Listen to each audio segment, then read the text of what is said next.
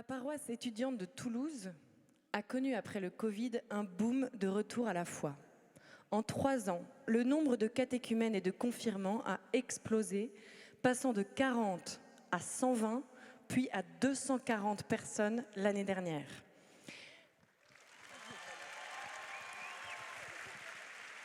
Cela a nécessité une restructuration profonde de l'accompagnement, puisqu'il ne devenait plus possible d'avoir un accompagnement individuel. Alors je vous demande d'accueillir Vanili, qui a été baptisée à Pâques 2025, Marie, sa catéchiste et sa marraine, et Étienne, le responsable du catéchuménat de la paroisse.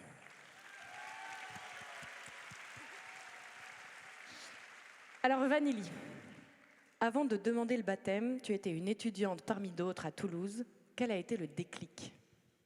Effectivement, oui, j'étais une étudiante parmi tant d'autres à Toulouse, mais comme beaucoup, j'avais déjà une relation avec Dieu, seulement je n'allais pas encore à l'église. Parce que peu à peu, le Seigneur a façonné mon cœur et je me suis sentie à poser un réel engagement en réponse à l'amour de Dieu. Et pour moi, il n'y avait qu'une seule chose pour ça, le baptême. Et donc, le Seigneur t'appelle au baptême, mais tu n'es jamais allé à la messe. Là, tu entres dans une église, et qu'est-ce qui se passe ? C'est ça, en fait, je vais à l'église en étant persuadée qu'il y aurait quelqu'un pour répondre à mes questions.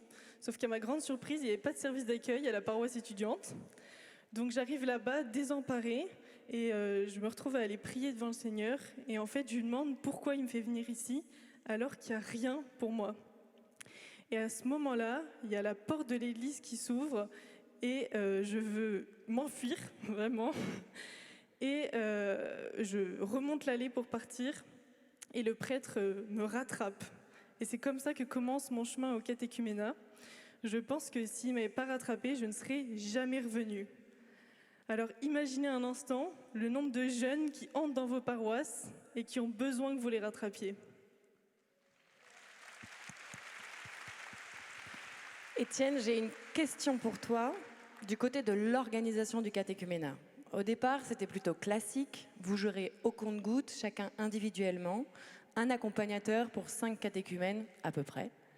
Et là, ça débarque de partout. Vous épuisez votre stock d'accompagnateurs. Comment est-ce que vous gérez ? Alors, on s'est dit qu'on n'allait pas pouvoir trouver d'autres personnes qui allaient accompagner 5 catéchumènes d'un coup. Donc on s'est dit très bien, on va les confier un par un à tous les cathos qu'on connaît. Et donc on a appelé pendant plusieurs mois tous les gens qui connaissaient quand même un peu Jésus et on leur a confié les catéchumènes qui arrivaient et on arrivait comme ça en quelques mois à une organisation à partir de 40 à 160 catéchumènes plus accompagnateurs, ingérables, problème non résolu. Et donc on s'est dit l'année prochaine on va faire différemment, on va se concentrer sur des fraternités. Alors c'est quoi concrètement une fraternité ? Eh bien en fait on s'est rendu compte que les catéchumènes n'ont pas une vie de famille, n'ont pas ces amitiés autour desquelles ils peuvent partager leur foi. Et donc on s'est dit, on va essayer de recréer cette cellule de base de la vie chrétienne et donc leur permettre de créer ces amitiés qui vont vraiment durer. Et donc concrètement, c'est 2 cathos un peu plus âgés qui reçoivent chez eux 6 catéchumènes toutes les 2 semaines pour prier, étudier la Bible. Alors Marie, tu fais partie de ces catéchistes. C'est toutes les semaines, sans compter les préparations et la disponibilité pour pouvoir bien accueillir un catéchumène. Comment est-ce que tu cales ça dans ta vie ? Qu'est-ce qui fait que toi, tu dis oui ? Alors moi, c'est quelque chose que j'ai résolu avec Jésus dans la prière, en réfléchissant à mes autres engagements, si ça pouvait le faire. Et une fois que le patron était OK, du coup l'organisation, ça se fait. Et au fond, je pense qu'il n'y a pas de tâche plus enthousiasmante que de parler de Jésus à des gens en fait, qui brûlent de mieux le connaître. Et moi, c'est vrai qu'assez vite, j'ai eu aussi envie d'aider à trouver aussi des catéchistes. Et j'en ai parlé à un collègue qui venait d'arriver à Toulouse. Et en fait, à la fin de l'année, il m'a dit « Marie, tu sais, en fait, quand je suis arrivée, j'ai dit au Seigneur, voilà, j'arrive à Toulouse, je ne sais pas ce que tu attends de moi, montre-moi ce que tu attends de moi. » Et en fait, finalement, c'est moi, Marie, qui l'ai appelée. Et qu'est-ce qu'elle représente, cette mission, pour toi ? C'est vraiment une chance immense. Pour moi, il y a vraiment 2 choses sur lesquelles je voudrais insister. La première, c'est que je trouve ça très fort de voir à la messe en semaine des catéchumènes qui viennent, qui reçoivent la bénédiction. Et là, je me dis, c'est pas possible, en fait, la tiédeur, là, clairement, c'est pas une option, quoi. Et la deuxième chose, c'est que vraiment, cette vie de frate, dont parlait Étienne tout à l'heure, c'est quelque chose de magnifique. Et moi, la frate, c'est quelque chose que j'attends avec impatience, parce que, en plus, nous, on a voulu assez vite responsabiliser un peu tout le monde dans l'organisation de la frate, et que chacune puisse collaborer. Et j'étais très touchée par le soin que les gens mettaient pour préparer des petits plats, pour préparer un anniversaire. Enfin, c'était vraiment une petite famille qui s'est constituée. Et Vanilly, est-ce que tu peux nous dire ce qui t'a marqué dans cette frate? Mais en fait, je dirais que ce qui nous manquait dans l'ancien format, c'était des personnes avec qui partager notre foi en profondeur. En fait, on s'est rendu compte à la fin de l'année qu'on connaissait peut-être le nom de tout le monde, mais qu'en réalité, on ne se connaissait pas. Alors que la deuxième année, avec la mise en place de la frate, on connaissait définitivement pas le nom de tout le monde, mais ceux qu'on connaissait, on les connaissait vraiment. J'étais plus juste une étudiante qui venait écouter passivement des topos, et en fait ça, j'en suis vraiment, vraiment reconnaissante. La fraternité, ça a été des moments de vie et d'amitié extraordinaires. Alors, je sais qu'il était aussi important pour toi de partager ici que le chemin du catéchuménat, c'est parfois difficile. Est-ce que tu peux nous dire pourquoi et nous donner des éléments qui t'ont permis d'aller jusqu'au bout? Effectivement, oui, le chemin du catéchuménat, ça peut s'avérer difficile, tout simplement parce que c'est pas facile, et ce pour n'importe qui, d'oser sauter le pas et de s'y tenir. Comme beaucoup d'autres catéchumènes, j'ai pas grandi avec un entourage chrétien, donc être croyante et encore plus aller à l'église, ça veut dire affronter le regard des autres. Et en fait, on est nombreux à se retrouver avec le syndrome de l'imposteur. Donc si je devais donner une chose qui m'a permis d'aller jusqu'au bout, je dirais l'engagement, tout simplement parce que selon moi, c'est en servant qu'on découvre comment être pleinement un membre de l'Église. Si je peux un peu insister là-dessus, les catéchumènes, c'est pas seulement des personnes dont il faut s'occuper. En fait, ce sont déjà des membres de l'Église, et en plus, souvent, ils ont une soif de servir, de se donner. Enfin, pardon Vanilly pour ton humilité, mais Vanilly, l'an dernier, elle n'était pas baptisée. Maintenant, elle fait partie des responsables de la paroisse étudiante, et devinez de quoi elle s'occupe? De la liturgie. Voilà, je pense qu'on peut l'applaudir. Nous, en fait, on a juste à être là et à les appeler. Et Marie, qu'est-ce que tu dirais à ceux qui ont peur de se lancer? Pour moi, les catéchumènes, c'est vraiment un appel de Dieu que Dieu lance en fait à chaque baptisé. Je sais pas vous, mais parfois, on demande à notre prière, Seigneur, qu'est-ce que tu attends de moi? Quelle est ma mission? Et en fait, le Seigneur, il répond. Il met des milliers de gens devant nos églises qui n'ont pas eu besoin de nous pour rencontrer le Christ, mais qui ont besoin de nous pour mieux le connaître et pour devenir vraiment des membres de l'Église. Et enfin, objectivement, avec les foules qui arrivent, les prêtres, en fait, ils ont besoin que nous, laïcs, on s'engage pleinement dans cette mission.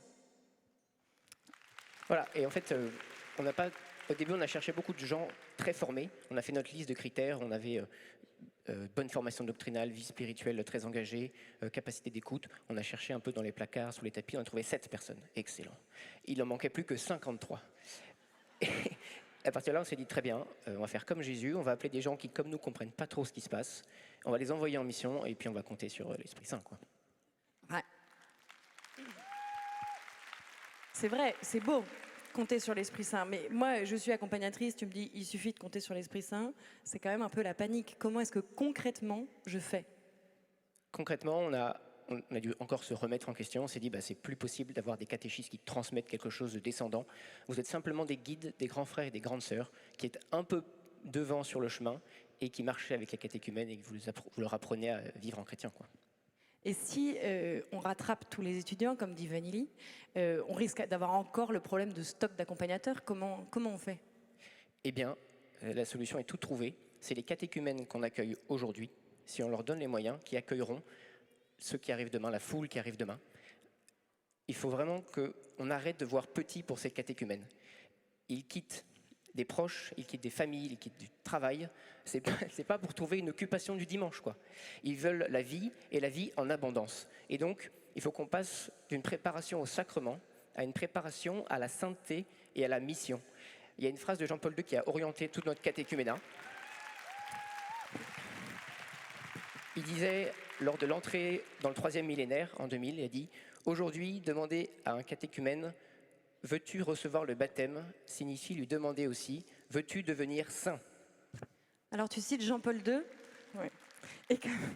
Et les récents papes nous ont appelés, nous laïcs, à avoir un cœur de pasteur dans la mission. Et comment, selon toi, cette mission de catéchiste et d'accompagnateur nécessite ce cœur de pasteur ? Pareil, on a encore réfléchi, on s'est remis en question, on s'est dit il faut transmettre de la doctrine, il faut nourrir la vie spirituelle de nos catéchistes. Alors c'est très bien, hein, les catéchistes s'engagent, ils suivent les instructions, mais progressivement ça sort du cadre. En fait, ça sort toujours du cadre. Et là, ce qui fait rester les catéchistes, c'est que progressivement, ils ont appris à aimer les catéchumènes qui leur sont confiés. Ils ont pris une place spéciale dans leur cœur, et donc ils donnent de leur vie.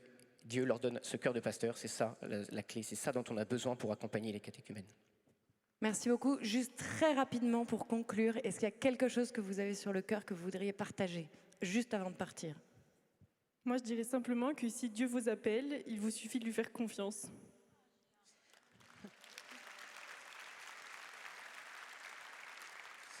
Alors, moi, je suis prof, je vais vous donner un petit travail à la maison. La prochaine fois que vous êtes devant le Saint-Sacrement, demandez-lui vraiment, Seigneur, qu'est-ce que tu attends de moi face à cet appel des catéchumènes à la porte de nos églises?